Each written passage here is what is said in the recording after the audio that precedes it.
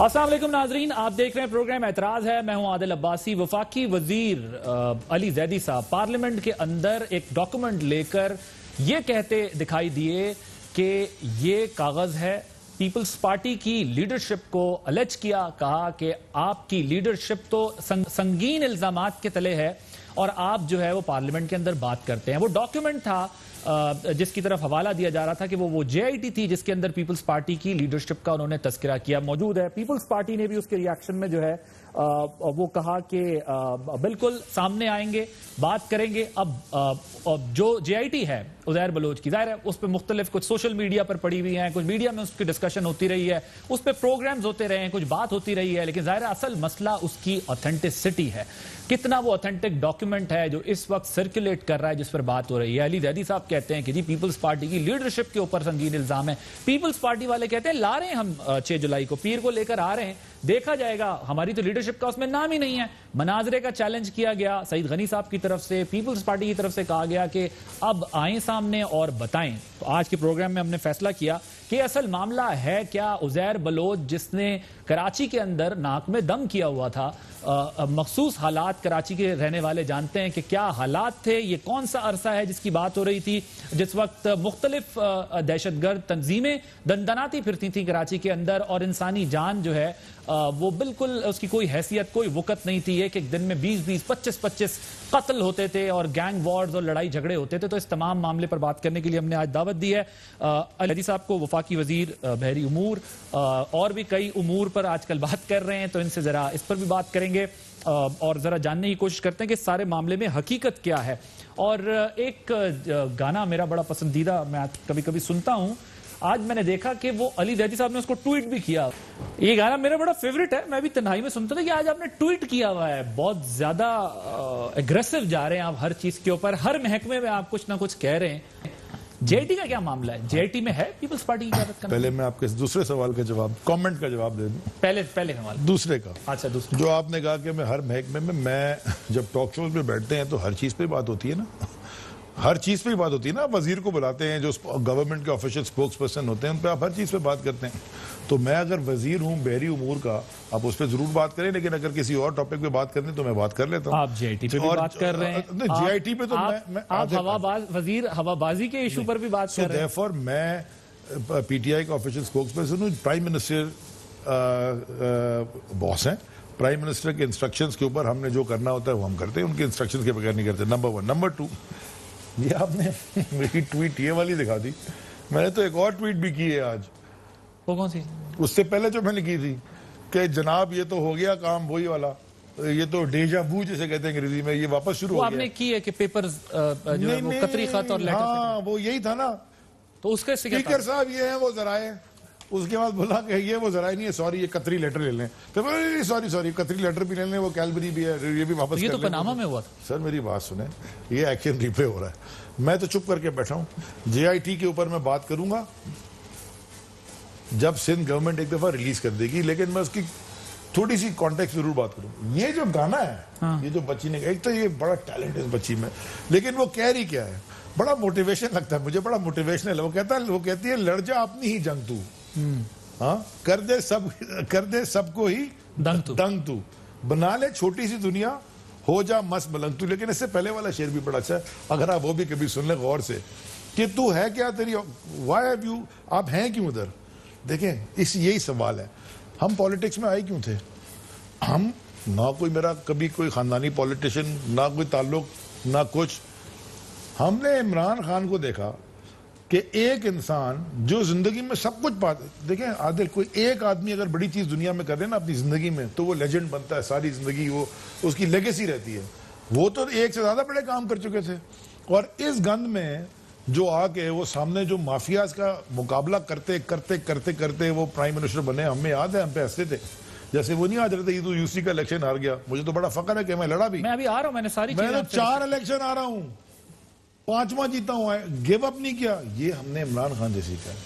हार जीत तो part of life है ना जी। पेसिमिस्ट जो होता है ना, पेसिमिस्ट जो होता है ना, पेसिमिस्ट कैलकुलेशन करता है ऑड्स की। जो पेसिमिस्ट होता है ना, वो कहता है ऑड्स इतने बड़े हैं, मैं क्या करूं। जो ऑप्टिमिस्ट होता है ना, वो फिगर आउट करता है ऑड्स को ओवरकम कैसे करना है। हम हैं अल्टीमेट ऑप्टिमिस्ट, क्योंकि हमने सीखा ही अपने लीडर से ये। हम हैं यहाँ, मैं कोई अगर 70,000 वोट मिल गए, मुझे नहीं मिल गए, वो मिले थे इमरान खान साहब को। उनके नजरिए को जो लेके आए, हम उनके नजरिए के पीछे लगे, हमें टिकट दिया, 1 दफा आ रहे, 2 दफा आ रहे, 3 दफा आ रहे, फाइनली जीते। Okay sir, this should be an issue in my view. हार जीत लगी रहती है, that is something else. Issue ये नहीं है कि हार जीत हो गई आदिल, इशू सिर्फ ये है कि हम जैसे लोगों ने भी नेवर गिव अप। कितने लोगों को आप जानते हैं जो 2 इलेक्शन हार के तीसरा इलेक्शन लड़ेंगे, जरा मुझे बता दें। वो हमारे लिए नहीं है, या तो हो ना कि खानदानी सीट हो, या हो कि जी को बड़ी इंडस्ट्री बचानी हो, कि जरूरी है पॉलिटिक्स में रहना। हमें क्या जरूरी था, हम अपना धंधा पानी सारा बेड़ा करके इधर लग गए मुल्क ठीक करने में। वो उस, क्योंकि वो नजरिया ऐसा है, वो आइडियोलॉजी है। लेकिन आज तो पीपल्स पार्टी वालों ने प्रेस कॉन्फ्रेंस में कहा है कि धंधा चल रहा है आपकी मिनिस्ट्री अच्छा? में। मैं आता हूं उस पर, सबसे पहले आपको सुनवाते हैं मुर्तजा वहाब साहब ने क्या बात की। सिंध गवर्नमेंट के बिहाफ पे ये ऐलान करना चाहूंगा कि तीनों JITs सिंध हुकूमत पब्लिक करने जा रही है, तीनों JITs। और पीर के रोज इंशाल्लाह होम डिपार्टमेंट की वेबसाइट पे इन तमाम JITs की कॉपीज को अपलोड कर दिया जाएगा, ताकि जो शख्स कागज को देखना चाहे वो देख ले, मुताला करे। प्लीज ज़ैदी साहब को कैटेगोरिकली चैलेंज करना चाहूंगा इस वक्त कि इस पूरी JIT रिपोर्ट में कहीं पर भी पाकिस्तान पीपल्स पार्टी की क़यादत का जिक्र हो, आसिफ अली जरदारी साहब का जिक्र हो, मोहतरमा फरियाल तालपुर साहिबा का जिक्र हो, तो आप बात कीजिए। अली ज़ैदी साहब को ये कहना चाहूंगा कि या तो अब वो कौम से माफी मांगे या उन लोगों से माफी मांगे जिनके बारे में बार बार वो अपनी प्रेस कॉन्फ्रेंसेस में झूठे बेबुनियाद इल्जामात लगाते रहे। सर, तीनों JITs पब्लिक करने जा रहे हैं, वो कहते हैं आप तीनों में दिखा दें कि अगर उनकी लीडरशिप का नाम हो, वरना झूठे और बेबुनियाद इल्जामात पर माफी मांगे। पहली बात है, बहुत ही ये इंटरेस्टिंग सिनेरियो है। ये साहब पता नहीं जो भी हैं, मेरे ख्याल में ये पार्लियामेंट का या एडवाइजर टू CM है। हाँ, किसी असेंबली का तो हिस्सा नहीं है ना। नहीं, he is not part of, he is not part of the assembly. शायद 1-2-2.5 महीने के लिए बीच में सेनेटर बने थे एक दफा। सेनेटर रहे मुर्तजा? हाँ, वो 2-2.5-3 महीने के लिए, ज्यादा नहीं थे। अच्छा सुनिए, बात यह है कि यही साहब आज से 3 साल पहले पता नहीं इसी टॉक शोज में और पता नहीं कहीं कह रहे थे कि जी जब मैं JIT को लेके गया था कोर्ट में कि मुझे JITs पब्लिक करें, क्योंकि ये तो आपकी मीडिया पे चलती रही हैं। आदिल अब्बासी ने खुद प्रोग्राम किए हैं उसके ऊपर, उज़ैर बलोच की JIT पे इशू पे। हाँ, आपने प्रोग्राम करके दिखाया कि ये JIT में लिखा हुआ है, सारे पाकिस्तान के हर मीडिया चैनल ने किए हैं। और आदिल अब्बासी, उसकी ऑथेंटिसिटी का इशू है ना अभी भी। मैं इसलिए अभी कमेंट नहीं, मैंने आपसे पहले कहा ये एक दफा ऑफिशियली रिलीज कर दें जो ये कागज लहरा रहे थे, उसके बाद मैं डायरेक्ट कमेंट करूंगा कि ये क्या लहरा रहे हैं। नंबर 1। नंबर 2, ये कहते थे कि मैंने JIT पढ़ी है और उसमें तो कोई ऐसी चीज ही नहीं है। अच्छा भाई साहब, अगर उसमें ऐसी चीज नहीं थी तो एडवोकेट जनरल 2.25 साल तक सिंध हाई कोर्ट में ये क्यों आर्ग्यू करता रहा कि नेशनल सिक्योरिटी जेपटी में? ये उनकी आर्ग्यूमेंट थी। अच्छा जी, केस हम जीत गए 28 जनवरी को, 3-4 दफा शायद बेंच रिक्यूज हुआ, जबरदस्त तरीके से वो मेरा लॉयर ने, हम केस जीत गए 28 जनवरी को। अच्छा, उससे पहले ऑनरेबल जजेस ने वो JITs इनसे मंगाई, सील एनवेलप में पढ़ के सील एनवेलप में वापस कर दी। उसके बाद उन्होंने कहा कि जी कोई नेशनल सिक्योरिटी का कोई इशू नहीं है और राइट ऑफ इंफॉर्मेशन एक्ट के तहत आप JITs रिलीज करें। उन्होंने JIT रिलीज नहीं की। ठीक हो गया, 60 दिन गुजर गए। कितने दिन मैंने खत लिख दिया चीफ सेक्रेटरी साहब को कि सर ये JIT के कोर्ट का फैसला है, आप इसको क्यों नहीं कर रहे रिलीज, मुझे दें। कोई जवाब नहीं आया। पता चला जी 10 दिन या 8 दिन पहले, पता नहीं कुछ दिन पहले, ये कहां चले गए? सुप्रीम कोर्ट में। अब मुझे पता है कि अनइलेक्टेड आदमी कागज ऐसे ऐसे करके लहरा रहा है, ये रहा JIT है, मुझे क्या पता वो क्या लहरा रहा है। मैं तो उनकी बात पे कोई यकीन नहीं करूंगा जब तक ये ऑफिशियल मिलेगी नहीं। ठीक है। अच्छा, फिर अगर ऐसी बात है तो 2.5 साल तक आप कोर्ट में क्यों लड़ रहे थे और आज आप सुप्रीम कोर्ट में क्यों हैं? और माशाल्लाह जो सुप्रीम कोर्ट में उन्होंने प्ली जमा कराई है वो भी मेरे पास है, वो भी, उसको भी अगर आप, अच्छा, you been consistent, I know that you were the only one जो कहते रहे कि जी ये JIT पब्लिक होनी चाहिए, ये JIT पब्लिक होनी चाहिए। पीपल्स पार्टी का ये पॉइंट ऑफ व्यू था इसमें कि ये कुछ सिक्योरिटी रिलेटेड इश्यूज हैं, इसको हम नहीं करते, लेकिन अब तो वो पब्लिक कर रहे हैं। करें, आपको तो खुश होना चाहिए। मैं तो बड़ा खुश हूं, मुझे पता चले क्या चीज पब्लिक कर, बट वो तीनों कहते हैं JITs हम पब्लिक कर रहे हैं। करें, बिस्मिल्लाह करें, अच्छी बात है। आपने पार्लियामेंट में जो लहराई वो 1 थी, 2 थी या 3 थी? मुझे नहीं पता ना, इनके पास 1, 2, 3, 5, मुझे क्या पता कितनी JIT है। जो मेरे पास JIT थी मैंने पार्लियामेंट में पढ़ी, उसमें है लीडरशिप, जो मैंने पढ़ा है, मैं I stand by what I read. मेरे पीपल्स पार्टी की लीडरशिप का नाम उसमें है। मैं उसको छोड़ दें, ये है form of proceeding confession of accused persons. Uzair Baloch साहब का ये क्या है? बयान है जो मजिस्ट्रेट के सामने उन्होंने दिया है, बयान हल्फी दिया था। बयान हल्फी। आप खुद, मैं पढ़ूंगा ना तो बोलेंगे जी मैं तो बायस्ड हूं ना, ये आप तो नॉन बायस्ड है ना, आप तो ये सिर्फ ये पढ़ लें जो मैंने हाईलाइट किया, जोर से पढ़ लें प्लीज। मैं नहीं पढ़ा, आप पढ़ रहे हैं।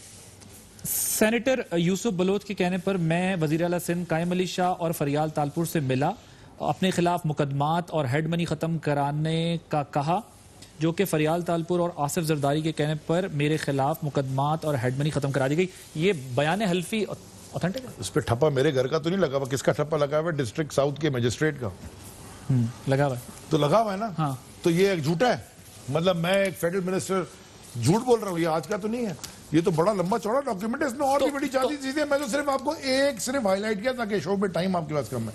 तो ये बयान हल्फी में वो कह रहा है तो जेआईटी में नहीं होगा। जेआईटी, आईएसआई, एमआई, रेंजर्स, अल्लाह का भला करे, आईबी, ये साइन करें, उसमें ये बयान हल्फी का जिक्र नहीं होगा। ये कैसे हो सकता है? ये तो मुझे समझ नहीं आ रही कि ये मुर्तजा, ये जो भी नाम है इनका, ये क्या कर रहे थे? मुर्तजा वहाब साहब। Murtaza Wahab, very well known adviser to CM. अच्छा, आई एम श्योर कि सीएम को बड़े अच्छे वेल नोन होंगे, मैं तो उनको टीवी शीवी पे देखता रहता हूँ। और जिस जमाने का ये, तो उस वक्त छोटे बच्चे थे, स्कूल में डिफेंस में गाड़ियां वाड़ी चलाते घूमते होंगे, जबकि ये बातें तो बहुत छोटे से हैं। मेरे स्कूल के हैं ना, मुझसे कोई 20-22 साल जूनियर है, मेरे ग्रेजुएट जब मैं होके चला गया शादी में, जब मेरी शादी पे, मैं तो 52 साल का हूँ, जब शादी पे होगी तो उसके बाद उन्होंने शायद मैट्रिक किया था। ठीक, आज पीपल्स पार्टी आने थे ना, जब ये लहराने थे, इन्होंने कहा था ना मंडे को देंगे, ऑफिशियली देने थे ना मंडे को तीनों जेआईटीज, देन वी विल डिस्कस कि क्या दिया क्या नहीं दिया। बट आपने कह दिया ना, आप कायम है कि आप पीपल्स पार्टी की लीडरशिप का नाम है और I stand by what I said. Documents. मैं I stand by what I said on the floor of the house. ठीक, चलें जी।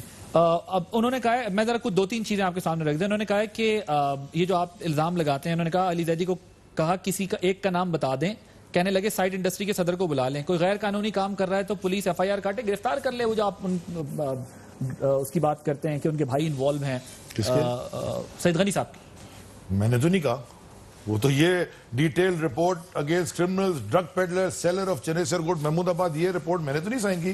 Doctor Rizwan Ahmed, PSP officer, SP superintendent of police Jamshed division east Karachi, वो कह रहे हैं कि जिस एसपी ने रिपोर्ट बनाई या तो वो बुज़दिल है या फिर रिपोर्ट झूठी है।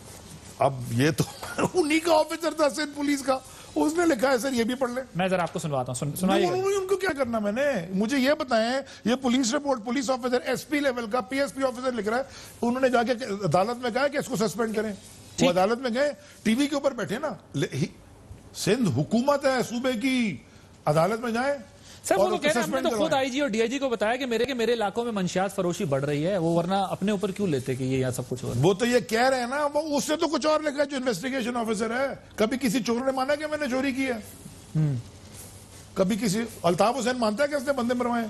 आप बोलते हैं सर नहीं मरवाया, कौन नहीं जानता? नहीं वो तो सौलत मिर्जा। अच्छा मुझे बताएं, बड़े मजे की बात, मैं ये कल से सोच रहा हूं, बल्कि कई दिन से सोच रहा हूं, एक आदमी टीवी के ऊपर बैठता है, टीवी के ऊपर फांसी होने से 2-4 दिन पहले पता नहीं, और टीवी के ऊपर बैठ के कहता है कि मेरे रवाबित इनके साथ थे।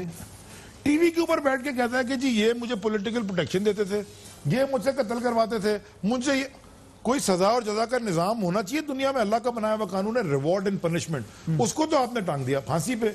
तो बाकी जो गवर्नर थे जिनके वो नाम ले रहे हैं और जो फेडरल मिनिस्टर थे वो ह्यूस्टन में बैठे गुलछड़ियां उड़ा रहे हैं, गवर्नर जो थे उस वक्त दुबई चले गए। मुझे जरा बताएं कि जो ये लोगों को बेचारे तो नहीं रहते क्योंकि अकल आ जाती है, लेकिन जब गलत रास्ते पे लगाते हैं, आपको जो गलत रास्ते पे लगाते हैं और जो प्रोटेक्शन देते हैं और जो बेनिफिट करते हैं उनको हम छोड़ दें। आपको ज़हर बलोच की हिस्ट्री पता है? मुझे उसने खुद बताई थी, मैंने कल कामरान खान के शो में कल कहा है, ये मुझे एक दिन दुबई में वो एमिरेट्स मॉल में किसी के सामने एक साहब आ गया, ने कहा जी आपसे चीफ मिलना चाह रहे हैं। मैंने कहा कौन से चीफ मिलना चाह रहे हैं? पता चला पीछे उज़ैर बलोच। मैं कहा मुझसे क्यों मिलना चाह रहे हैं? मैं तो नहीं जानता भाई, ये तो बड़ा दहशतगर्द है, ऐसे कैसे घूम रहा है? उसने कहा सर मुझे आप 2 मिनट बात करनी है। मैं कहा जी कीजिए। उसने अपनी कहानी सुना दी, रोईदाद पूरी। उसने कहा कि मैं पुलिस में जाना चाहता था, मेरे ख्याल में कई जगह उसने कहा है ये, उसने कहा कि मेरे वालिद को अरशद पप्पू ने, जो कि एक दहशतगर्द था, भत्ता मांगा, जब उन्होंने नहीं दिया उन्होंने सर काट के मेरे वालिद का मेरे घर में फेंक दिया।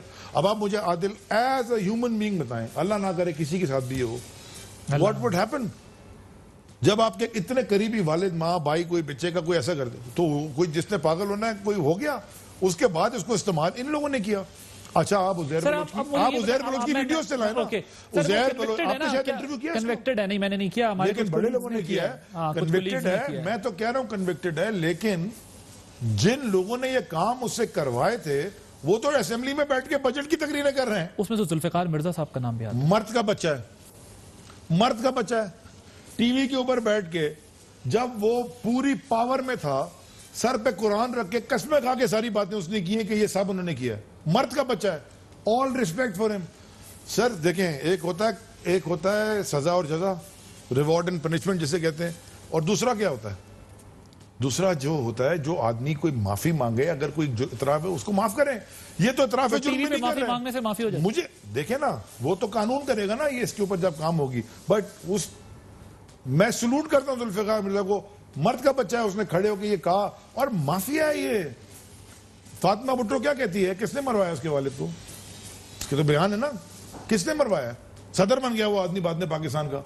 उस वक्त वो सदर था, फेडरल भी और सूबाई में उसकी हुकूमत थी, और ये मर्द का बच्चा टीवी के ऊपर बैठ के इसने पटकचे उड़ा दिए। मैं कहता हूं unbelievable. Zulfiqar Mirza truth and reconciliation की मिसाल थी जुल्फिकार मिर्जा। जुल्फिकार मिर्जा साहब जो हैं, इसे कहते हैं truth and reconciliation. Zulfiqar Mirza साहब जो हैं वो इन तमाम मामलात पर बात करते रहे, ये बात ठीक है, लेकिन पीपल्स पार्टी की तरफ से ये एतराज है कि आप वो कहते हैं कि जी वो हमारे उस वक्त सिस्टम का हिस्सा नहीं थे। जाहिर है आप कहते हैं उन्होंने उसके बाद आकर बात कर ली, लेकिन अगेन वो सिर्फ टीवी बयानात के जरिए तो सारे फैसले नहीं होने ना। हुकूमत में ये जो लॉ एनफोर्समेंट, इसलिए तो मैं जीआईटी के पीछे भाग रहा हूं भाई साहब, कि एक दफा मुझे ऑथेंटिकेटेड जीआईटी कोर्ट से मिले, दूध का दूध और पानी का पानी आ जाए। ठीक, फिर आके जिसने जो बयान देना है दे। ठीक है। अच्छा, वो कहते हैं जी वो कागज दिखा दें कि बिलावल भुट्टो साहब ने 4 लाख रुपए टैक्स दिया है। ये सर, ये अब्दुल कादिर पटेल साहब ने आप पे ये इल्जाम। सर बात यह है कि उनका तो नाम जीआईटी में, पहले वो अपना इल्जाम का जवाब देना। उनके ऊपर जीआईटी में लिखा हुआ है कि रजाक कमांडो को, उन्होंने उज़ैर बलोच को कहा रजाक कमांडो को मार दो, क्योंकि ईदी अमीन जो उनका कोऑर्डिनेटर था उसका कत्ल उसने किया था। उसने रजाक कमांडो, जो भी रजाक कमांडो था, उसने जाके उज़ैर बलोच कहता है कि पता नहीं किस गैंग को मैंने बाबा लाडला के साथ भेजा और उसने उसको मार के उनकी लाश कहीं फेंक दी। मैं ये कराची की बात कर रहा हूँ, ये मैं 700 साल पुराने किसी माशरे की बात नहीं कर रहा जहां पे ये कॉमन था। मैं बात कर रहा हूँ कराची की, जहां हम और आप पले बड़े हैं, जहां पे लोग रहते हैं, जहां हमारे बच्चे। कादिर पटेल, उज़ैर बलोच कहता है कादिर पटेल के कहने पे हुआ, कहता है वो अपनी जीआईटी में। और मंडे वाली जीआईटी में ना हुआ तो सर वो जो भी आएगी, मुझे क्या पता है कि नहीं है, आई डोंट नो कि क्या जीआईटी। मैं आपको बताऊंगा कि अगर उन्होंने टैंपरिंग की है या उन्होंने जो कुछ भी किया, मुझे नहीं पता कि वो क्या डॉक्यूमेंट दिखाएंगे। तो जो आपने देखी है उसमें है, मेरे पास वो है कॉपी, और मैं ये भी बता दूं मैंने 3-4 लोगों को दे भी दी है कि खुदा ना खासा अगर उन्होंने कोई मेरी जिंदगी पे, क्योंकि तो ये तो इसमें तो बड़े ये they are brilliant in this, ये तो उनका प्रोफेशनल है, ये तो पाब्लो एस्कोबार है, वो वाली कहानी है। यहाँ पे बंदे कितने मारे हैं, 158 की तो वो खुद कन्फेस कर रहा है। ऐसे कितने लोग इनके पास। अच्छा, खालिद शहनशाह को किसने मारा, बिलाल शेख को किसने मारा, फातिमा भुट्टो के वालिद को कौन कहता है किसने मारा? ये हुकूमत में आके सूबाई और फेडरेशन जो अपनी बीवी का या बिलावल साहब अपनी वालदा के कातिलों को सजा, जिन पे इल्जाम लगा रहे थे उनकी तो वो कहते थे वो बनाने वाली वो थी। पढ़े ना आप गोस्ट वॉर्स किताब, मैंने तो नहीं लिखी किताब, आई हैवंट रिटन इट। क्या लॉ सूट किया उन्होंने राइटर के ऊपर, तालिबान की बात करते हैं। मैंने किया, मैंने लिखी है वो किताब। कितनी किताबों में? नसीरुल्लाह बाबर साहब। अच्छा, आपको मैं अभी अगर आपको मैं बेनजीर भुट्टो का स्टेटमेंट सुना दूं कि छोड़ने चले इसको, मैं आपको स्टेटमेंट सुना देता हूं बेनजीर भुट्टो शहीद का। मैं उनको शहीद मानता हूं, she was a very brave woman, no doubt, क्योंकि जो अक्टूबर में अटैक हुआ था, जो धमाका जब वो आई थी, उसके बाद कोई आदमी ऐसा नहीं जो बाहर खड़ा हो। वो अगले दिन लियारी में और उन लोगों के अपने साथ थी जिनका इंतकाल हुआ। वो she was a brave woman, no doubt. आप आइडियोलॉजिकल डिफरेंस रख सकते हैं, उसकी बहादुरी पे मुझे कोई इतराज नहीं। ठीक, वो कहती हैं टीवी के ऊपर बैठ के इंटरव्यू में कि उसामा बिन लादेन से पैसे लिए गए और नवाज शरीफ वालों ने लिए मेरी हुकूमत गिराने को। ये मैंने ट्वीट भी किया हुआ है। उनके तो ये पार्टनर हैं आजकल, उनके साथ तो बैठते हैं ये, जिन्होंने पैसे लिए 10 पता नहीं कितने $मिलियन लोगों को खरीद के पीपल्स पार्टी की हुकूमत बेनजीर भुट्टो शहीद की अपनी हुकूमत गिराने के लिए, वोट ऑफ नो कॉन्फिडेंस आने के लिए, जो कि फेल हो गए। ये तो वो उनका अपना बयान है। मियां साहब की बात करें तो उन किसकी जमात में बैठ ये पार्टनर हैं आजकल? ऐसे खुसफुस करते हैं ना, एक वो ख्वाजा आसिफ जो इनका बाहर का काम था और ये बिलावल जो रोते रहते हैं, ये किसकी बात करके आपस में? बीबी का वो रिकॉर्ड पे इंटरव्यू है जिसमें वो बता रही हैं कि वो पैसे किस तरह आए और तो ये अभी भी उनके पार्टनर बन गए। मेरी हुकूमत गिराने के दीन ईमान है, चार्टर ऑफ डेमोक्रेसी हो गया ये पता नहीं, charter of demon gone crazy. Okay, ये बताएं ये क्लीन कराची में कितना माल बनाया आप? 9 करोड़ 80 लाख रुपए की डोनेशन कलेक्ट की थी। सारी की सारी डोनेशन, ये मैं फ्लोर ऑफ द हाउस भी कह चुका हूं, आपके शो में भी कह देता हूं, सारी की सारी की डोनेशन FWO को दी गई। एक पैसा ना KPT से लिया, एक पैसा ना पोर्ट कासिम से लिया, एक पैसा ना PNSC से लिया। आम लोगों ने और इंस्टीट्यूशंस ने जो कराची के अंदर जिनका उन्होंने, क्योंकि मैंने उनको जाके कहा कि ये नाले नहीं साफ किए, मैं सारी जिंदगी शहर को डूबते देख रहा हूं, मुझे सिर्फ नाले साफ करने दें ताकि। लेकिन उसमें तो आप तीनों साथ चले थे, पीपल्स पार्टी वाले, आप MQM, मेरी गाड़ी में नासिर शाह और वसीम अख्तर और मैं, मेरी गाड़ी में सब साथ गए। हमने फिर गड़बड़ कहां हुई? इन्होंने 44 गड़बड़ तो हुई कोई नहीं। गड़बड़ इन द सेंस कि आप तो तीनों साथ निकले थे साफ करने। कराची आज भी लोड शेडिंग का मसला है, कराची ट्रैफिक का मसला है, पानी का मसला है, गार्बेज का मसला है। कराची तो हम कवर करते हैं। 9 करोड़ 80 लाख इन चेंज कुछ जमा हुआ था, उस पर उनका पूरा काम किया, FW ने पूरा हिसाब दिया।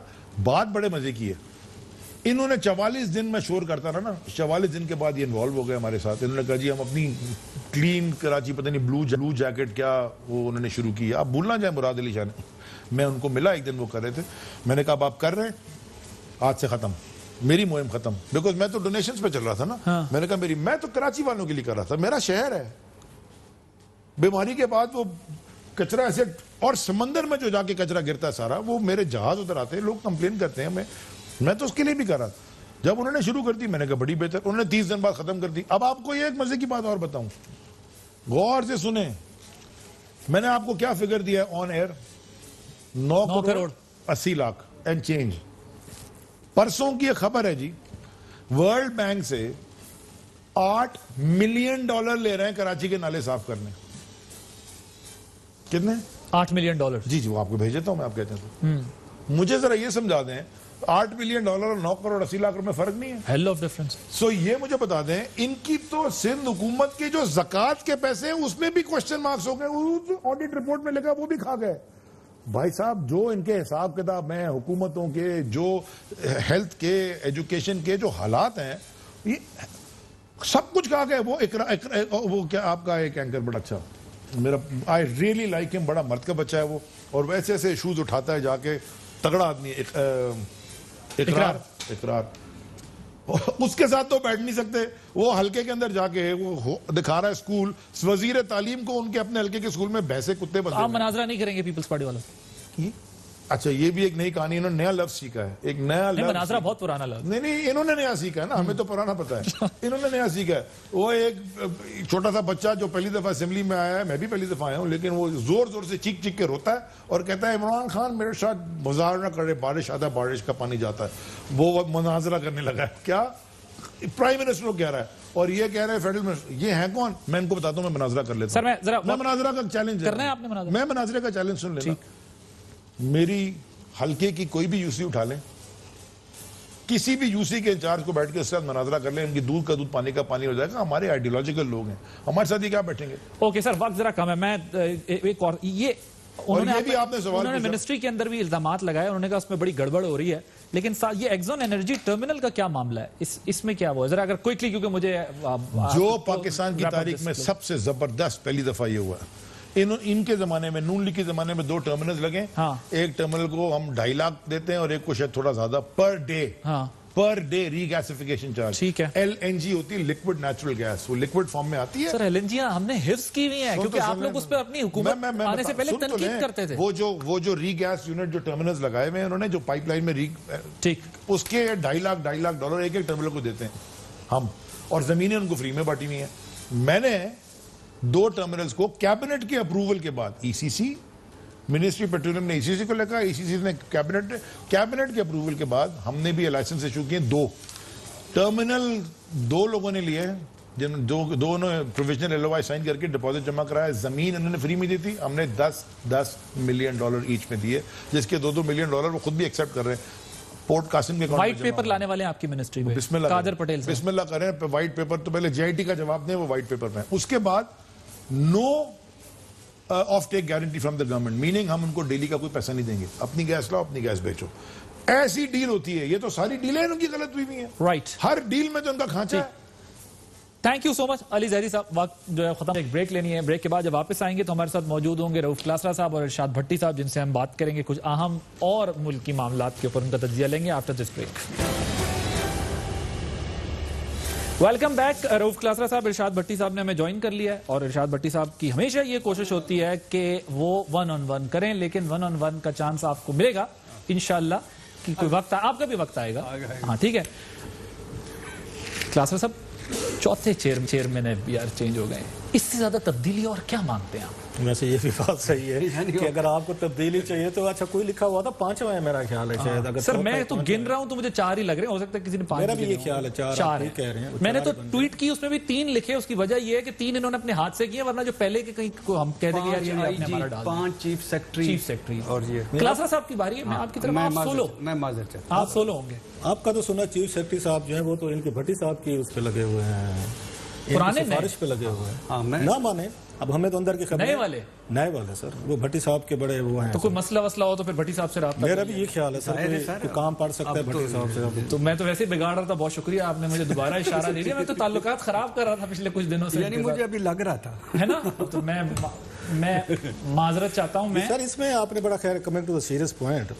अब ये वो चीज़ें, एक बात मैं कहता था उस वक्त, सारे ये जो है ना हमारे दोस्त हैं जो इसके ये तरीके इंसाफ का मजाक उड़ाते थे। अच्छा आजकल ना एक नया ट्रेंड बन गया इनका कि मीडिया को डिसक्रेडिट करो, मीडिया को गाली दो, इनको लिफाफा कहो। बल्कि मैं सुन रहा था, हालांकि शिबली फराज साहब खासे क्वाइट वो रीजनेबल बंदे हैं, वो कह रहे थे एक दिन हामिद मीर साहब के शो में कि मीडिया कौन होते हमें बताने वाला। अब वजीर है ना सर, अब वजीर हैं, हमारे भी बॉस हैं सबके। आपके अब जरा इंटरेस्टिंग देखें कि अब उनका ये है कि अगर कोई मीडिया बात करता है, कोई मीडिया बताता है या मीडिया कोई आके चीजें पॉइंट आउट करता है, तो उनके पास 2 ही चीजें, बिका हुआ मीडिया ये लिफाफा है, और ये होते कौन है कि हमें बताएं। ये मैं आपको रिकॉर्ड पे कहेंगे, क्लिप निकाल के दूंगा। भाई आप एक बैंकर थे, आप आके मुल्क का हमें समझाने की कोशिश कर, जिनका काम यहाँ पे पैसे गिनना है या लोगों को उन्हें डिपॉजिट इकट्ठा करना है, इसके अलावा कोई तीसरा काम है तो मुझे बता दें। और तो कोई काम नहीं है इनका, या हुकूमतों को लोन देना है, उस पर कमर्शियल आपने बहुत सारा प्रॉफिट लेना है। तो आप लोग अब ये मैं उस वक्त कहते होते थे, मैं आमिर मतीन साहब और भी दोस्त कहते थे कि इमरान खान साहब जो हैं ये जब तक पार्लियामेंट नहीं जाएंगे, ये पब्लिक अकाउंट्स कमेटी नहीं बैठेंगे, ये कमेटीज की प्रोसीडिंग नहीं देखेंगे। अब मतलब इमरान खान साहब को चाहिए था, अब ये फिर पूरी कौम नाराज हो जाएगी। इमरान खान साहब को जरूरत क्या थी सीखने की, उससे नाराज होते थे, उनको क्या जरूरत है। अब पता चल रहा है ना कि क्या जरूरत है उनको। अगेन किसी ब्यूरोक्रेट का उनको पता नहीं है, किसी के एफिशिएंसी का पता नहीं है, कोई उनको बहुत सारे ये जो स्कैंडल आए हैं इन पे, ये इसीलिए आए हैं कि इनको गवर्नेंस से रिलेटेड एक्सपोजर ही नहीं है। 2-4 ब्यूरोक्रेट आप अपनी मर्जी के ले आते हैं, जहां टॉप पोजीशन पे बिठाते हैं, और वही बैठ के समरीज पे फैसले कर रहे थे। बहुत सारे फैसले तो कैबिनेट को पता नहीं होता, नीचे पे होते हैं। ये खान साहब और कोई काम करते ना करते, पार्लियामेंट भी ना जाते, वो ठीक है, बड़े आदमी जिन्होंने नहीं जाना चाहिए था पार्लियामेंट से। उस वक्त हमारा वज़ीर आज़म जाते हुए नवाज शरीफ साहब हूँ, या यहाँ पे ये इमरान खान साहब, जब इनको वोट चाहिए वज़ीर आज़म बनने का, उसके अलावा पार्लियामेंट से कोई मोहब्बत नहीं। इनको पब्लिक अकाउंट्स कमेटी में ज़रूर जाना चाहिए था, जहाँ पे 40 फेडरल सेक्रेटरीज आते हैं, 40 महकमों के, और आपको उनकी औकात का, उनकी आपके कैलिबर का, उनकी आपके सारी ये उसका इंटेलेक्ट का और कॉम्पिटेंसी अगर आपने चेक करनी है ना किसी ब्यूरोक्रेट के साथ। Public accounts committees of forum मैंने 15-20 साल कवर किया है, अभी भी जाते हैं, और भी दोस्त करते हैं, अरशद शरीफ वगैरह सारे हम इकट्ठे करते होते थे। वहाँ पे आपको A to Z पता चल जाता है कि पाकिस्तानी ब्यूरोक्रेसी की औकात क्या है। अब ये अगेन उसमें मेरी रीडिंग ये है कि 2005-6 तक 8 तक शायद अच्छा ब्यूरोक्रेट आ रहा था आपके पास, अच्छे लोग आ रहे थे। वहाँ पे एक अच्छी खूबसूरत डिबेट होती थी कि वहाँ पे कह सकते PSC के चेयरमैन बैठे हैं, उसके बाद मेंबर्स बैठे हैं, उससे फाइनेंस है, आपका ऑडिट है, हम मीडिया के लोग हैं, वहाँ पे परफॉर्म करना, बड़ी खूबसूरत डिस्कशंस होती थी। मैंने बहुत कुछ सीखा है उसके फोरम से।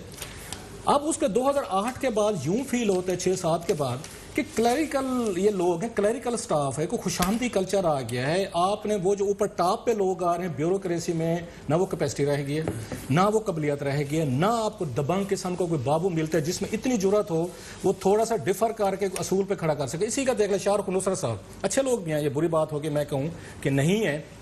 शाहरुख नुसरत साहब, मेरी कोई उनसे मुलाकात नहीं है। ये रूजवेल्ट वाला जो डाका पड़ा है, अभी ये भट्टी साहब पूछ रहे थे खत्म हो गया, खत्म नहीं हुआ। उन्होंने कान को इधर से नहीं इधर से पकड़ा है, वो आ जाएंगे आपके सामने जेवी पे। तो जेवी का मुझे एक चीज समझ गई, किसी का कोई जवाब नहीं था। हालांकि रात आपने बड़ा अच्छा इंटरव्यू किया सरवर खान साहब का, बड़ी आपने इंपॉर्टेंट चीजें निकलवाई हैं उनसे जो उन्होंने उस टास्क फोर्स का कहा। हमें अब तक ये नहीं बताया गया कि ये नए जेवी की जरूरत क्यों पेश आ रही है। आपने को सुना है कहीं पे? सर पहले प्राइवेटाइज करने की बात कर रहे थे, फिर उन्होंने कहा अब हम जेवी पे मामला ले जा रहे हैं।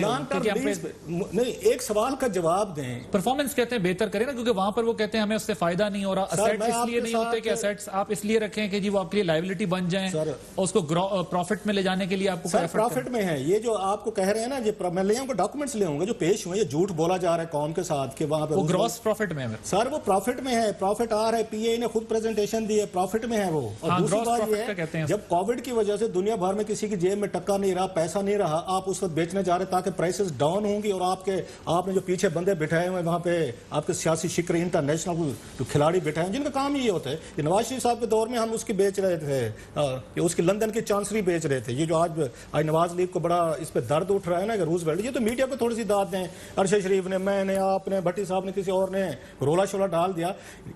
ये नवाज शरीफ साहब के अपने इंटरनेशनल खिलाड़ी थे, वो शिकरे थे। जी वो उसके फवाइद बताते थे कि कैसे आप कैसे फायदा उठा सकते हैं। देखिए जी क्लासरा साहब स्टांस लिया था पीएमएलएन ने भी कि अगर ये बेचें पीआईए को बेहतर कर लें। यही स्टांस आज की गवर्नमेंट ने भी शुरू में लिया, लेकिन बाद में जाहिर है इस गवर्नमेंट की एक चीज जैसे प्रेशर आता है रिवर्स हो जाता है। मैं आपको शॉर्ट भी सुनवाता हूं। की बात लंबी हो गई, भट्टी साहब से भी ले एक आध ब्यूरोक्रेट ने स्टैंड लिया। इमरान खान साहब की आपने बात की ना कि यहाँ पे कि हम बड़े आएंगे, ईमानदार लोगों को लगाएंगे और उनको हम एम्पावर करेंगे, तो हम इनको फलां करेंगे।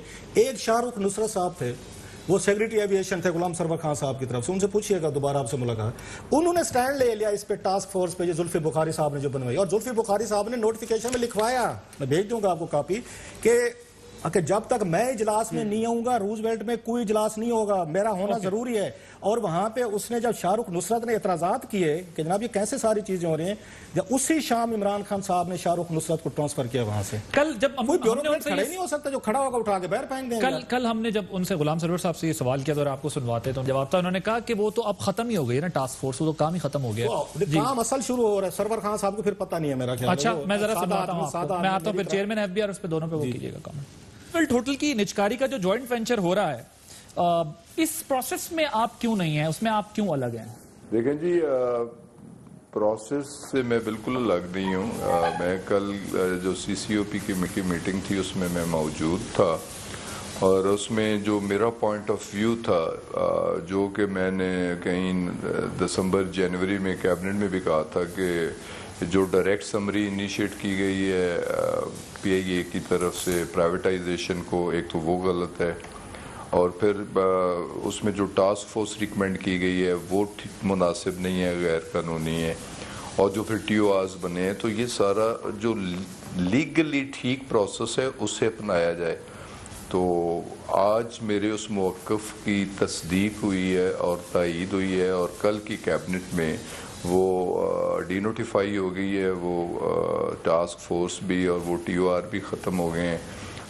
ये दोनों भट्टी साहब मुझे जवाब दे दीजिएगा। एक तो ये वो उन्होंने कहा टास्क फोर्स खत्म हो गई है, वो तो गैर कानूनी थी, वो खत्म हो गई हमारी निशानदही पर, फिर वैलिडेट किया गया हमारे उस पॉइंट ऑफ व्यू को। एक तो ये, दूसरा चौथे चेयरमैन एफबीआर चेंज हो गए, पता नहीं गिन लीजिएगा, मैं गलत ना कह रहा हूँ, तीसरे चौथे पांचवें वो आप चेक कर लीजिएगा, चौथे ही है मेरा ख्याल है। इसका मतलब चेयरमैन में मसला है महकमे से ज्यादा। अच्छा, पहली बात तो ये है कि ये जैसे रऊफ भाई कह रहे थे, यानी ये बिल्कुल ना, हम इन्होंने कोई जब मुकाबले इनका प्रोग्राम होता था ना, कोई हर चौथे दिन ये एक डंडा डाल के बैठ जाते थे, वो इमरान खान साहब को पब्लिक अकाउंट कमेटी में जाना चाहिए, इमरान साहब को। मैं तंग आया यार, इमरान खान साहब इतना बड़ा, आज पता चला है कि वाकई।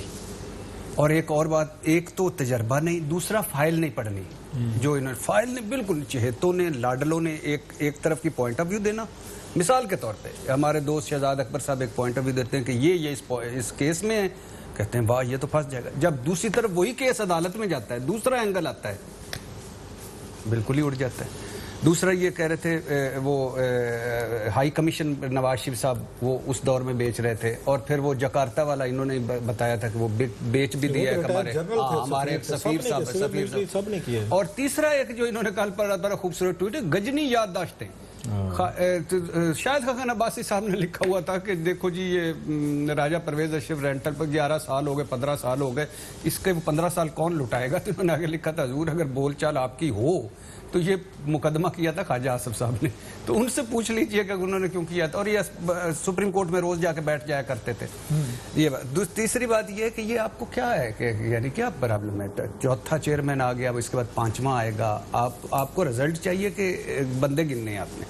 5 IG बदले, 5 चीफ सेक्रेटरी। वैसे रिजल्ट आया है 4 चेंज नहीं, अभी आने लगे, आएगा 5वें या 6ठे। एग्जाम के रिजल्ट की बात नहीं कर रहा मैं, FDR की बात कर रहा हूं। अभी 5वें या 6ठे पे इंशाल्लाह आएगा। देखें जो 3 मेरे तो ये तो तय हो गया मसला चेयरमैन में। मेरे महबूब वजीर आज़म ने बताया था कि जो 3 साल में उन्होंने टैक्स इकट्ठा किया था, हमने 1 साल में 17% टैक्स इकट्ठा किया। अभी आके तो फिर क्यों हटाया चेयरमैन FDR? बस वो तब्दीली दो वजह, उसकी 2 वजह थी कि ये जो टारगेट अभी रखा IMF वाला, एक आपको थोड़ा सा एक और भी करें कि ये महबूब वजीर आज़म के बहुत थोड़े डिसीजन होते हैं मुआशियात में। ये जो इकनॉमिक टीम है, जो इनकी फाइनेंस टीम है, ये सारा फुल स्टाफ काम में IMF सब, क्योंकि अब हमारे पास बाकायदा IMF के लोग बैठे हुए हैं। वो तो कहते रहे मैं रिस्पॉन्सिबिलिटी लेता हूँ अपनी पूरी टीम की। Am I right or wrong? नहीं, लेनी चाहिए, मैं रिस्पॉन्सिबिलिटी लेता हूँ। उन्होंने कहा था, भट्टी साहब भी थे जब, मेरा ख्याल है मालिक ने सवाल क्या किया करते हैं था, आप? तो उन्होंने कहा buck stop at the prime minister office कि ultimately responsibility lies at the shoulder. हम बैठे थे, उन्होंने कहा मैं लेता हूँ रिस्पॉन्सिबिलिटी। भूखे नंगे पैसे, वो हार्ट मनी, वो रऊफ क्लास साहब जो एक और इनकी काली जबान सही साबित हुई, वो हार्ट मनी निकाल के ले गए लोग। उसको भी बड़ी गालियां थी इस कौम से और इन लोगों से। अच्छा, एक बात, भूखे नंगे लोग मांगे तांगे तो मनी तो निकल गई। हाँ, नहीं, वो प्रॉफिट समेत आगे बाहर चली गई। मुल्कों के आपने इंटरेस्ट अप किया, इंटरेस्ट डाउन किया, ये सब कुछ प्रैक्टिस हुई। और सर आप देखें ना, कोरोना, टड्डी दल, मांगे तांगे के पैसे, ऊपर से कर्जे लेके सूद देना मुश्किल हो रहा है। तो आप कैसे समझ सकते हैं कि प्राइम मिनिस्टर ने कहा कि मैं सारे डिसीजन लूंगा? नहीं, हो ही नहीं सकता, पॉसिबल ही नहीं। जो डिसीजन ले रहे हैं हफीज शेख साहब ले रहे हैं, जो डिसीजन ले रहे हैं रजा बाकर साहब ले रहे हैं, और उनसे जो दिलवा रहे हैं वो IMF। ये सिंपल सी बात है, सादा सी बात है। आपके कहाँ खुद मुख्तारी, कहाँ सारा कुछ काम मैं खत्म। आपका घर बिका हुआ हो, किचन बिका हुआ हो, बर्तन बिके हुए हो, फर्नीचर बिका हुआ हो, लीज पे हो सारा कुछ, आप क्या डिसीजन कर सकते? नहीं कर सकते। तो ये है। बाकी जो पंजाब में, हाँ, जो चीफ सेक्रेटरी, जो IGs, ये है। और फिर भी मजे की बात है, पहले बताएं, क्योंकि आज हमें क्लासर साहब ने बताया कि आपकी, ऐसे मजाक किया था, सीरियस ना लीजिएगा। अच्छा, मैं तो संजीदा ले बैठा था इस मामले में। मजाक किया था, इसको सीरियस ना लीजिएगा। साहब प्राइम मिनिस्टर पाकिस्तान और बुज़दार साहब का फैसला नहीं, लेकिन प्राइम मिनिस्टर ने कहा एक दफा भट्टी साहब को, जब हम सब साथ, उन्होंने कहा फिर ऐसा करते हैं, आपको CM बना देते हैं। अगर CM की इनको ऑफर हो सकती थी तो इनके ताल्लुकात, इनको 2-4 दफा अगर इजाजत दें परमिट में, इनको 2-4 बड़े बड़े ओहदों की ऑफर हो चुकी है। क्योंकि पाकिस्तान में वो है ना, you can't beat them, join them। Bhatti साहब काबू नहीं आ रहे, तो इनको आप इसमें अंदर लें और इनको वजीर, सफीर, कोई मुशीर बना लेंगे। आज शाम में इनसे फोन पे बात हो रही थी, तो मैं इनको कह रहा था मैं वाहिद एंकर हूं जो आपको सबसे कम तंग करता हूं। तो इन्होंने कहा हाँ नहीं, वो कोई बात नहीं, तुम इसलिए करते हो, मुझे कर नहीं सकते। तो मैंने कहा आ जाइए। एक ब्रेक के बाद मजीद बात होगी।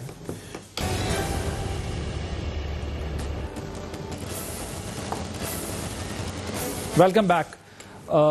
जी, वो तो दो पॉइंट ऑफ व्यू है ना। अब कल मैंने गुलाम सरवर साहब से पूछा, उन्होंने कहा जी वो हुई थी, उसमें बेज़ाब्तगी एक हम नोटिस में लाए, हमने जो है वो फिर उसका जो एक लीगल प्रोसीजर है उसको अडॉप्ट किया हमने, वो कमेटी जो है वो अब खत्म हो गई, उसमें कुछ भी नहीं आ सकता। सर ये देख लें, और अब तो जेवी कर रहे हैं। ये कमेटी तो गैर कानूनी, और ये पता है कितने महीने चली है गैर कानूनी कमेटी, और इसने कितनी सारी मीटिंग्स की हैं। ये बनी थी आपकी नवंबर में, 15 नवंबर को इजलास हुआ था लास्ट ईयर। उसमें ये मियां मोहम्मद सोमरो साहब की क़यादत में, उसी में बैठ के जुल्फी साहब ने अपने आप को उसमें कमेटी में डलवाया, और साथ में PIA के CEO साहब अरशद मलिक साहब को डलवाया, और साथ में प्राइवेटाइजेशन को साथ लिखवा दिया। मैं नहीं हूँगा तो ये इजलास नहीं हो सकता। बट सर वो ये कहते हैं, मैं एक जुमला ले फिर उसके बाद आप कंप्लीट कर लिए। वो कहते हैं फाइनेंशियल एडवाइजर के लिए ये सारी प्रैक्टिस की गई थी, जुल्फी साहब कहते हैं उसके बाद जो है वो ये खत्म हो गई। मैं बताऊँ, असल चीज़ ये है, पहले प्राइवेटाइजेशन कमीशन का ऑर्डिनेंस 2000 है, उसमें क्लियर लिखा हुआ है कि फाइनेंशियल वहां पे एडवाइजर लग सकता है, वो भी प्राइवेटाइजेशन कमीशन की अपनी कमेटी वगैरह बना सकती है। टास्क फोर्स का तो वहां पे ये कंसेप्ट ही नहीं था, व्यू नहीं था। मुझे समझाया जाए, मुझे प्राइवेटाइजेशन कमीशन का सेक्रेटरी जवाब दे, ये उसका गिल्ट है, ये सजा देनी है ना। आज सिर्फ इसको टास्क फोर्स न खत्म करें, जो प्राइवेटाइजेशन कमीशन का फेडरल सेक्रेटरी है उसको डिसमिस होना चाहिए कि अगर मान लेते मिनिस्टर को तो नहीं पता होता बाज़ ऑफ लॉज का, कानून का, एक्स्ट्रा कोर्ट का, ये आपका काम है, सेक्रेटरी तो बताते हैं ना सर। तो सेक्रेटरी साहब से पूछें, जब आपको पता था कि 2000 ऑर्डिनेंस के तहत ये नहीं बना सकते, किसी टास्क फोर्स नहीं बना सकते, आपने कैसे बनने दी? और जिस अफसर ने एतराज किया शाहरुख नुसरत ने, उसको आपने डिसमिस कर दिया। ये जरा ब्यूरोक्रेसी को देखना कैसे हैंडल कर रहे हैं साहब आप आके। इसमें फाइनेंशियल एडवाइजर वाली अगर ये आनी थी तो उस प्राइवेटाइजेशन कमीशन है 9 महीने सर, नवंबर, अब दिसंबर, जनवरी, फरवरी चलते हैं, आज 9 महीने तक तो इन्होंने फाइनेंशियल एडवाइजर को बनने नहीं दिया। और सबसे बड़ी बात ये कि जुल्फी साहब हमें ये समझाएं, मैंने उसका ये अगले रात उसका अरशद शरीफ के प्रोग्राम बात हो रही थी कि इनका तो कोई बिजनेस मॉडल है, कोई इनका एक्सपोयर है, इन्होंने इंटरनेशनल लेवल पे कौन सी ट्रांजैक्शंस की हैं, कितने इदारे इन्होंने कोई बैठ के इन्होंने आगे पीछे की किसकी बात कर रहे हैं? मैं जुल्फी बुखारी साहब का कह रहा हूँ कि वो जो टास्क फोर्स में आगे थे, उनका इसमें क्या इंटरेस्ट था इसमें रूजवेल्ट में कि हमने इसको प्राइवेटाइज कराना है या हमने इसका जेवी करवाना है? वो तो बिजनेसमैन है, उनका इंटरनेशनल एक्सपोजर है। काम करें, उस रात अरशद शरीफ साहब ने भी सुनाया था, आप जरा उनका सुन लें। इमरान खान साहब से पूछा गया, क्योंकि मेरे बड़े दोस्त हैं, तो अरशद ने पूछ लिया जी आपका दोस्त का ये बिजनेस क्या करते हैं? कहते ये मुझे नहीं पता, आप बता दें जुल्फी बुखारी साहब क्या बिजनेस करते हैं, आपको पता है? भट्टी साहब आप बड़े कंफर्म नहीं पता, मैं टीवी पे नहीं कह सकता, बट सुने रियल एस्टेट के बिजनेस है। नहीं सुना, क्लब्स थे कोई इस तरह के, मुझे नहीं पता। मुझे ये बताएं, जिस बंदे को बल्कि पूछा गया इसका उनसे, आज का टूरिज्म की वो कर रहे हैं जी, प्रमोशन फरमा रहे हैं, वो क्लिप चल रहा है उनका, और मेरा ख्याल ठीक ही होगा, उसमें उनसे पूछा गया कि आप जो टूरिज्म को बता रहे थे, पूरा घंटा उन्होंने एक्सप्लेन किया कि टूरिज्म कैसे प्रमोट करेंगे। तो उनसे इंटरव्यू वाले ने पूछ लिया सर कोई अब नाम बता दें रिजल्ट का जो पाकिस्तान में मशहूर हो। तो कहते हैं let me think over it, मैं किसी से पूछ के बताऊंगा। वो भाई किस तरह के लोग आप लेके आ रहे हैं जिनके ना बिजनेसेस है, ना टूरिज्म का पता है, ना प्राइवेटाइजेशन का पता है। आपने 9 महीने तक एक ऐसी टास्क फोर्स बना के रखी है जिसका कंसर्न नहीं था, जो इलीगल थी, गैर कानूनी थी, उसकी मीटिंग्स हुई हैं, उस पर आपके खर्चे हुए हैं। अब आप कह रहे हैं हमने फाइनेंशियल एडवाइजर लगा दिया। सो ये जहन में रखें सर, हम ये तवक्को रखे बैठे थे कि इमरान खान साहब आएंगे, पिछलों से मुख्तलिफ होंगे। आप यकीन करें, जहां से पिछले छोड़ के गए थे इनके एडवाइजर, इनके दोस्त, इनके लाडले, उन्होंने वहीं से शुरू। अगर वो चांसरी बेच रहे थे ना, लंदन की चांसरी, इनकी आंखें रूजवेल्ट पे लग गई, और रूजवेल्ट के पीछे बहुत बड़ी स्टोरी है, बहुत बड़ा स्कैंडल है। अभी हम बात नहीं कर रहे क्योंकि ये चीजें खुलने दें, ये खुलेंगी ना जब, तो कौम को पता चल जाएगा कितने इंटरनेशनल खिलाड़ी जो है ना इसके पीछे क्या कर रहे थे और क्यों इन पे इनकी आंखें लगी हुई हैं रूजवेल्ट पे। खराब हो रही है चीजें, इमरान खान खराब हो रही है सर, टॉक शो में बैठे हैं। अच्छा भाई, आप क्या समझ रहे थे? मैंने कहा वक्फा है। देखिए भाईजान, ये रोजवेल्ट होल्ट खुश नसीब है, चीजें मजीद खराब हो रही। अभी थोड़ा सा इस मुल्क में ये बड़ी जल्दी किसी ना किसी, ये मेहरबानी इन्होंने कान को इस तरफ से पकड़ना छोड़ दिया, इस तरफ से पकड़ेंगे। जहाज बिक गए सरकारी, सरकार का माल, चोरां दा माल, और वो क्या कहते हैं दिले, वो माले क्या होता है, माले दिले बेरहम, जहाज, ट्रेनें, इंजन, पटड़ियां, बोगियां, जंगलात, जमीनें, इमारतें, सरकारी कफन, ज़कात के पैसे और कब्रिस्तान पार, खेल के मैदान, इवन कायदे आजम के मिज़ार तक कटिंग पहुंच गई। वो बाहर निकले, उनका अल्लाह के नाम पे मुल्क बनाया, मेरा मिज़ार तो छोड़ दो, कटिंग का वहां तक पहुंच गए। ये इस तरह करें कि पाकिस्तान को प्लाटों में तकसीम करें, कॉर्नर प्लाट खुद रख लें, बाकी बेच दें, और हमें भी साथ बेच दें, जान छोड़ें खुदा की कसम। ये किस चक्कर में पड़े? आपको क्या रेट लगेगा? नहीं बड़ा शाम में मैंने वादा किया था आपसे, वादा पूरा कर रहा हूं। शायद खाकान अब्बासी की बात हो तो, शायद खाकान अब्बासी की बात हो तो अब्बासी नंबर 1 है। भट्टी की बात हो तो इसके पैसे, मैंने तो कभी ये बात, मैंने कभी एक बंदा लड़ा था, हम मेरिट पे अब्बासी नहीं लड़े थे, भट्टी लड़ा था अकबर बादशाह के खिलाफ। आज भी भट्टी लड़ा है, हिस्ट्री में ना जाए ना, मुझे आज भी भट्टी लड़ा। बेचने का क्या फायदा वैसे? वो सर बिक गए, हम 2 लाख का तो मैं मकरूज हूं ना। तो ये पहले अब ये आपने ऑनियर कहा, आप बिक गए, अब ये भी आपके खिलाफ इस्तेमाल होगा कि मैं बिक गया हूं। मैं कह रहा हूं कि अकेला निकलेगा वो जो है ना। सर वक्त खत्म हो गया प्रोग्राम का। इरशाद भट्टी साहब thank you so much, Rauf class साहब थैंक यू वेरी मच, नाज़रीन आदिल अब्बासी को इजाजत दीजिए, अल्लाह हाफिज।